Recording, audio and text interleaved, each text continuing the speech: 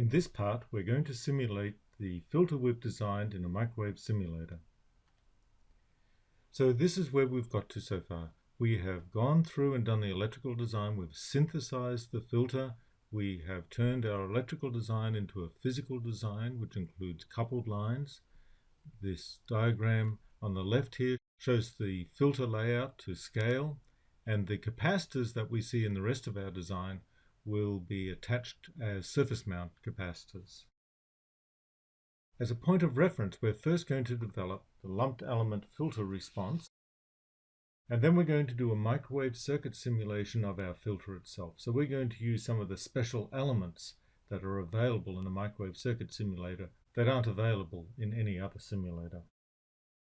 We will use the microstrip coupled line element, the MC-Lin element. Usually that's the name given to this element in any microwave simulator. And this element enables us to simulate the coupled line.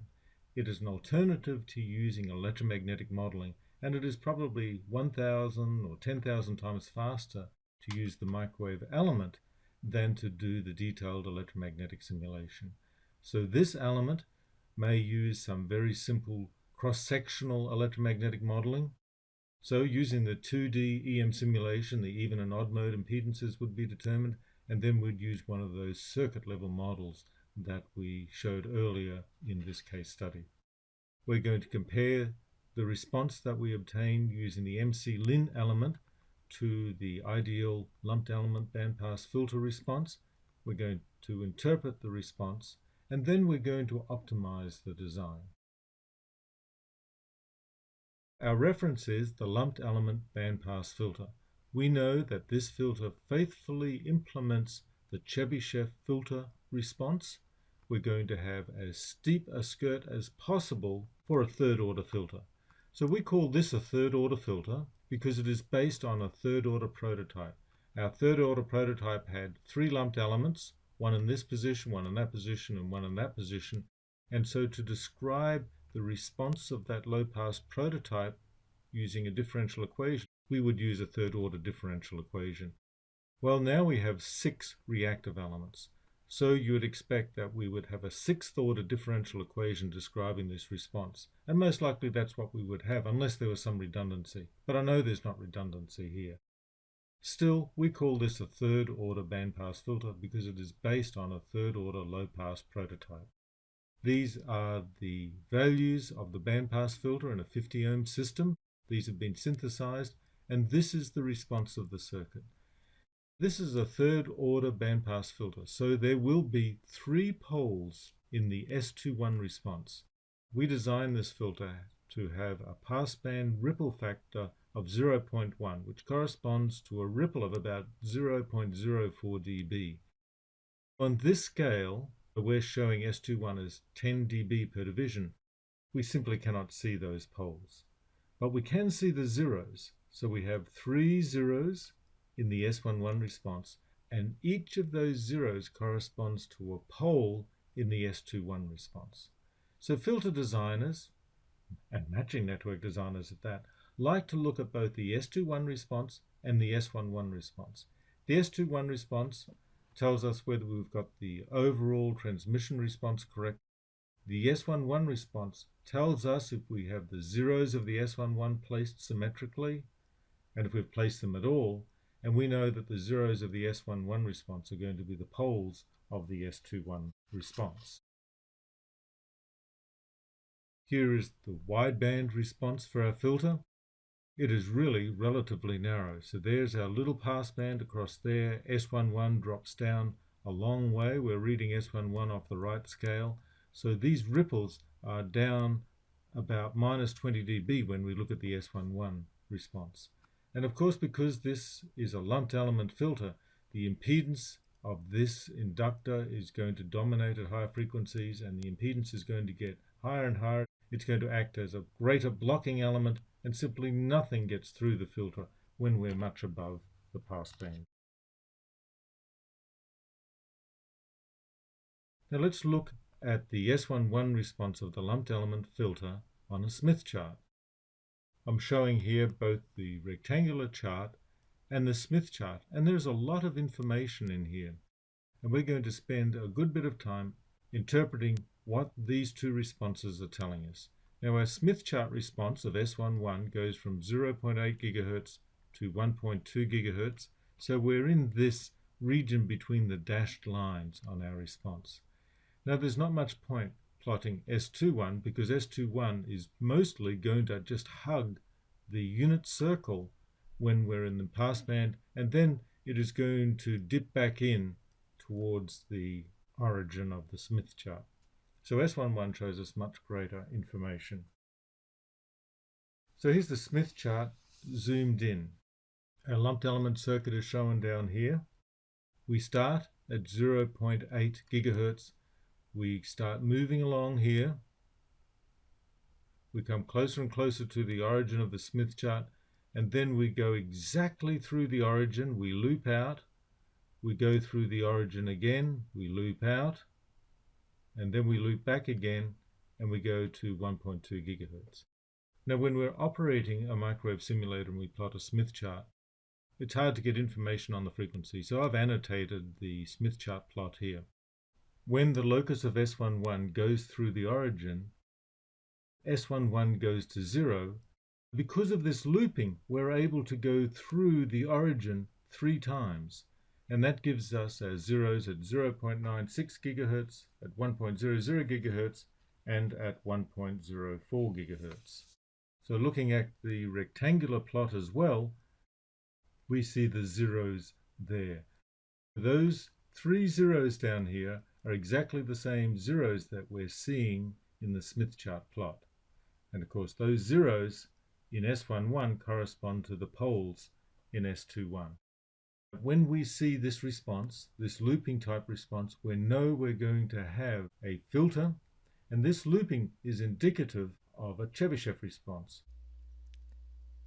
In simulating our structure, we're going to use 2 different levels of fidelity. The first level is using a microwave circuit simulator which has special elements, in this case a special element for the microstrip coupled line. This is the MC-Lin element and is available in all microwave circuit simulators, with a name very similar to MC-Lin. This is a fairly good model. A better simulation is using a full electromagnetic simulation. The full electromagnetic simulation could take 1,000 or 10,000 times longer. So we'd like to do a microwave circuit simulation. Here are the parameters for our structure. The physical parameters are at the bottom. The capacitor values are on the top here. And this is what the MC-Lin element looks like when it's shown in the schematic for our circuit. This circuit is set up in the microwave circuit simulator. When I did this, I used ideal vias. You can actually put in practical vias, more realistic vias. A via looks like a little bit of an inductor. We must choose the thickness of the metallization, so we'll choose 6 micron gold metallization. That's important to determine the loss of the element. When we're using the MC-Lin element and we're doing the microwave simulation, we are including loss.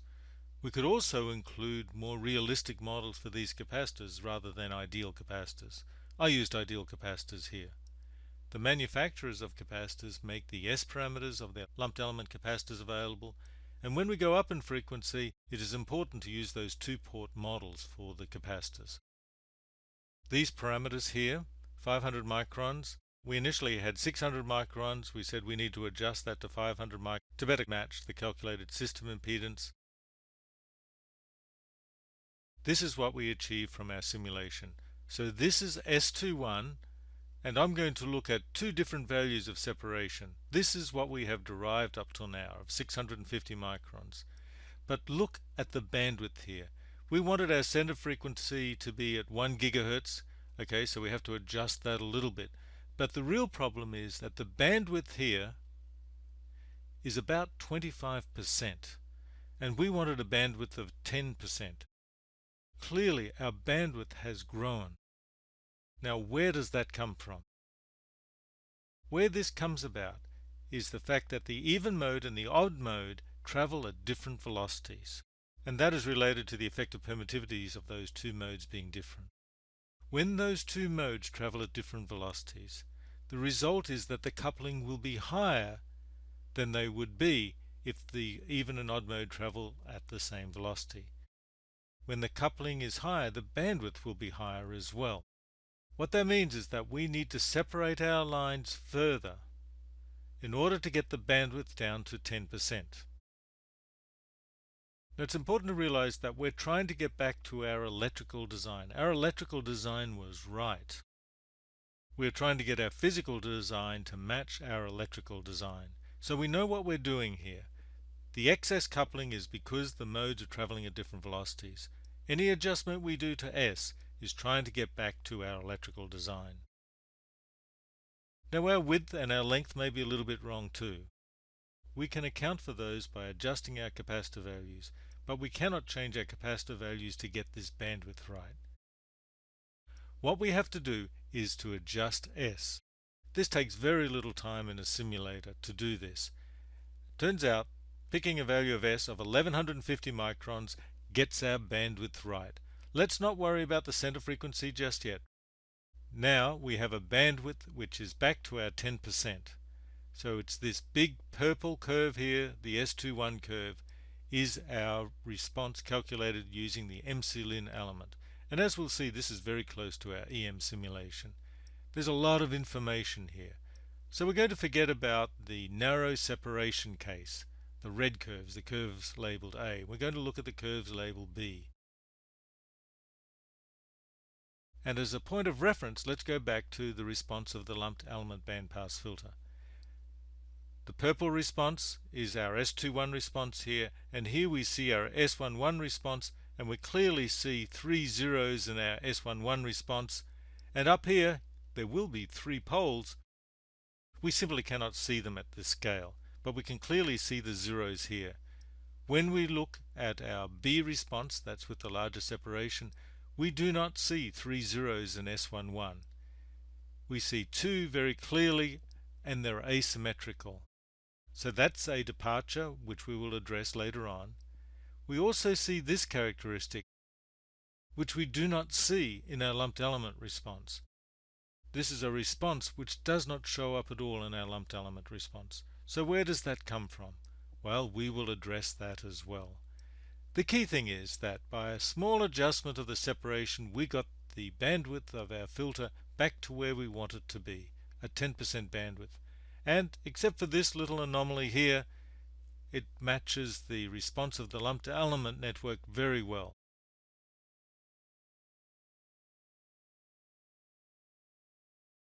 Here is the S11 response of the filter with the MC-Lin element, both the Smith chart and the rectangular plot. Again, the rectangular plot is showing just 2 zeros, but look at the S11 response.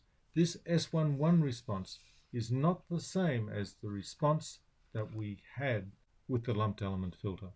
In fact, we see here that we start at 0.8 gigahertz, we start going around, and we never go through the origin. We get close, then we come out. We actually see another little dip here. It's almost as though we have one loop here, which is the characteristic of the Chebyshev response, and then it looks as though we have the beginning of another loop. The origin is now highlighted, and we see that the locus gets close to the origin twice. It doesn't get close 3 times. It gets close twice, and so we see 2 dips, this dip here and this dip here, in the S11 response. So we know we have to optimize the filter. We need to optimize the MC-Lin element. Now we would prefer not to change the characteristics of the physical layout. Any changes that we make at this stage, we would like to be as close to the changes we would make when we tune the manufactured filter. These are the original parameters of the filter. We don't want to change those physical dimensions. Here are the capacitors. We actually have 5 capacitors, but only 3 capacitor values. And to get the response that we want, and this is the optimized response here, so wherever we see this MC-Lin, this is our optimized response, we only had to change 2 capacitor values. So C1 and C3, that capacitor there and that capacitor there, they're capacitors that are part of the hybrid resonator, but they're also part of the matching network. We changed these from 1.64 picofarads to 1.91 picofarads. That's around about a 15% change. CT2, or sometimes I just refer to that as C2, which is this capacitor here, is just part of our center resonator. we've changed that from 2.7 to 2.87 picofarads. We've made a change of around about 4% there. So we know that we had an error in L, because when we developed L, we took L as 1/8 of a wavelength. To come up with a wavelength, we had to use an effective relative permittivity. Well, we had an effective odd mode permittivity, and we had an effective even mode permittivity, and we just said we would use the geometric mean. Of course, we knew that that wasn't quite right, but we also knew that we didn't have to change L to get the hybrid resonator to resonate at the same frequency. We just had to change the capacitor that was part of the hybrid resonator. We only have to change it by a very small amount. This larger change in C1 and C3 is more of an indication that we had to do a little bit of matching. So let's talk about one of the other artifacts that we see, and that is that response, that extra zero that we're seeing in S21 that didn't occur before. Or you could say we had zeros that were way out here in the S21 response and way out here in the S21 response. But we certainly have a zero here in the MC-Lin element that does not show up in our lumped element response. So where is it coming from? When we were developing the physical layout of the filter, we considered the resonators as being in pairs. So we considered pairs of microstrip lines. And so the coupling that we were considering is shown here, path 1. We would couple from one resonator to the second resonator to the third resonator. But there is another coupling path that we did not consider. And this is our path 2 here, where we go from one resonator and we hop across directly to the third resonator. So that should be a fairly low level coupling, but it will affect the response, the S21 response, when S21 is low.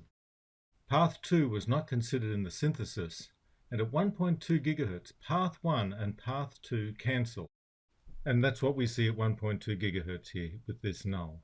The transmissions on path 1 and path 2 are both low, and apparently they cancel at 1.2 gigahertz. And this is something we typically see with Combline filters of all kinds.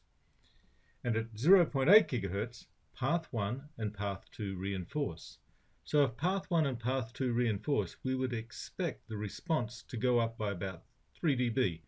And that's just about what we see at 0.8 gigahertz. That's about 3 dB there. Of course, there's partial reinforcement anywhere below 0.9 gigahertz. And clearly out here, the transmission through path 2 is larger than path 1. And above about 1.1 gigahertz, there's partial cancellation. Now, this is a physical artifact of the design we're dealing with, and it means that we have an extra zero. And we can use that in our filter design. For example, if we were trying to design a cell phone bandpass filter at 1 gigahertz and there was a large paging channel at 1.2 gigahertz, we would place that extra zero right on top. But of course there is a little bit of a price in that our filter skirt is not as steep on the low side. Now we will look at the S1 response plotted on a Smith chart for our optimized filter with the MC-Lin element. So we see the looping now that is characteristic of a Chebyshev filter. However, here is our origin right in the middle, and we see that we don't quite go through the origin anymore. Well, it is difficult to do that with something that has transmission line structures in it. But this response clearly is a Chebyshev response, but there seems to be a little bit of extra rotation in the Smith chart that we didn't see before with our lumped element response. So let's compare the two.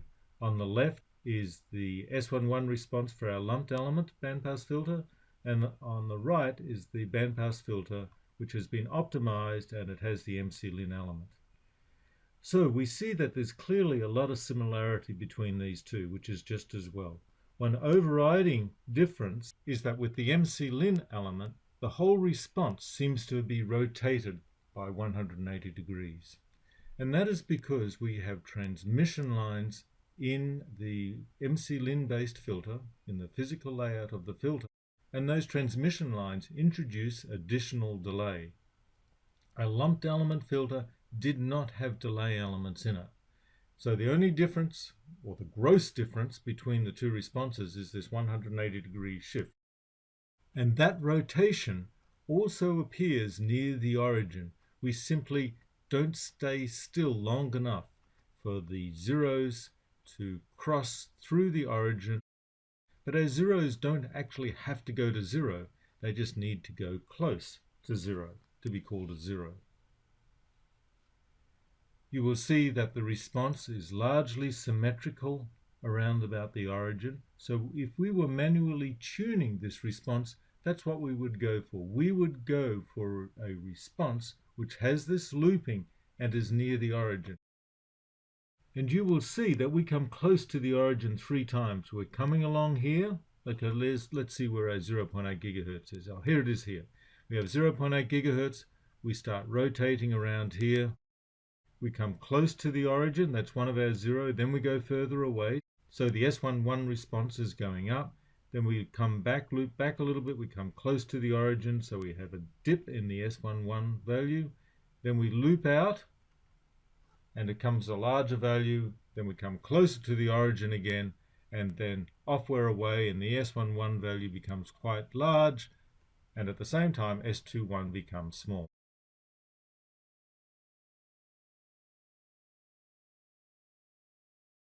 So let's look at the 2 responses together. We see down here that our S11 response is reasonably symmetrical, but not quite. And that's because this response here on the Smith chart is reasonably symmetrical, but it is not quite. On this side, we get a little bit closer to the origin than on the other side. So we could have done a little bit of a better job in our optimization. That'll be another step. But I did this optimization using manual tuning, and I only changed 2 capacitor values. So that is something that you can do in manual tuning. To go a little bit further and get the response more accurate, you could end up doing automatic optimization. I know that when I manufacture this filter, I'm going to have to tune it. I'm just trying to get it fairly close at the moment.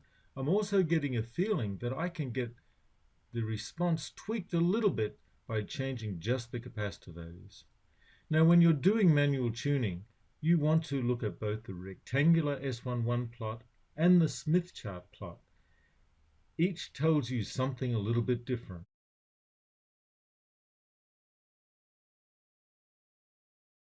Recall that the wideband response of the lumped element bandpass filter showed us just one passband, as shown here. And so up here at these higher frequencies, absolutely nothing is getting through our filter, so the S21 response keeps continuing to become closer and closer to 0. And the S11 response, well, it's basically 1. But when we look at the physical layout of our filter, and this is the optimized filter, and we're looking at the S11 response with the MC-Lin element, we see spurious passbands. So this purple, the S21 curve here, has a passband at 1 gigahertz just where we want it, and we've already seen that. Then there's a rejection, there's that extra 0 that we saw. The S21 comes down, but here is another passband, another spurious passband, and a third. In fact, these passbands continue on forever. This response no longer has that low ripple that we designed for, but we didn't want this response anyway. So this response is called a spurious passband. And I went through and calculated the numbers. So here we have a passband of 1 gigahertz. The center of this passband is around about 4 gigahertz. So if that's F0, there is a spurious passband at 4 F0. And this response here, well, it's not a very nice filter response, but it's centered around about that 7, that 7.5. Maybe it's centered at 7.25. So let's just say 7.5. And so we have a spurious passband at 7.5 F0. So, spurious passband at F0, a spurious passband at 4 F0, and a spurious passband at 7.5 F0. So where is this coming from? Well, of course, the transmission line repeats itself. The input impedance of the transmission line repeats itself every half wavelength in length. So we chose the resonant frequency of those transmission line resonators to be twice F0. And as a result, the transmission line looks the same, and by that I mean the input impedance of the shorter transmission lines look the same at FR, 3FR, 5FR, Well, FR is equal to 2F0. So that means that it looks the same at F0, 6F0, and 10F0. And those numbers aren't the same as F0, 4F0, and 7.5F0, which are the spurious passbands that we clearly see here in the simulation. Well, the reason for that is that the impedance of the capacitances do not repeat. They are not the same. In fact, the impedances of the capacitances go down as frequency go up. Hence, the spurious passbands are shifted. So this is a consequence of choosing FR equal to 2F0. Of course, if FR was equal to F0, we would have spurious passbands which were a lot closer. Well, of course, these spurious passbands, at least the first spurious passband, is a fair way above F0. And generally, when we're designing a circuit, we're going to be using matching networks. We will probably have some parasitic capacitors around the place, which are going to implement a low-order, low-pass filter. So there's a reasonable chance that those spurious passbands will not matter in a system. Of course, for the filter itself, it does matter. So an interesting question is, what happens if we choose a higher FR? Well, this plot I'm showing on the top here is the response when FR is equal to 2F0. But what if we chose FR to be higher? What if we chose FR to be equal to 3F0? Well, what would happen is that the spurious passbands would be shifted higher in frequency. But there is a drawback. This is a case of diminishing returns. The design becomes more sensitive. In summary, the optimized physical design really looks good. It has a good characteristic, a good response. All we had to do was change 2 of the capacitor values. Yes, we changed 3 capacitors. And largely what we were doing with those is changing the resonant frequency of our hybrid resonators by just a little bit. I would say probably by 4% or so. And we were also changing the matching conditions very slightly, but very small changes. We were able to leave the physical layout the same.